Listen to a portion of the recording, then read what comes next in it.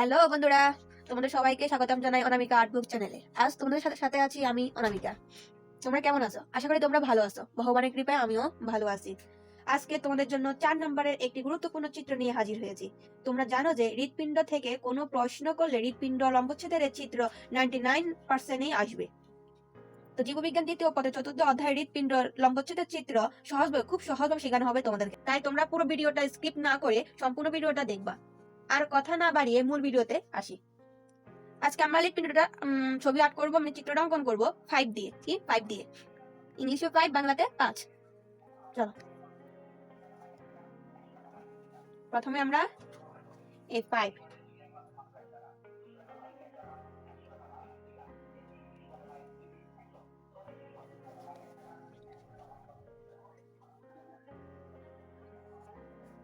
কি লিখলাম, এটা হচ্ছে 5।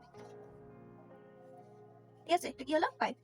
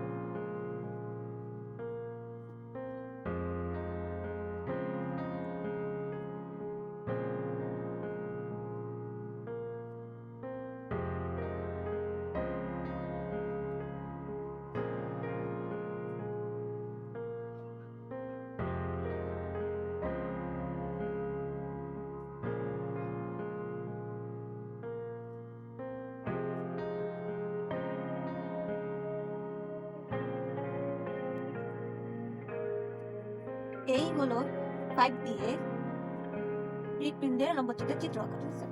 আমার ভিডিওটা ভালো লাগলে অবশ্যই লাইক, কমেন্ট, শেয়ার করে দিবা। Tata, bye bye. ভালো থেকো, সুস্থ থেকো।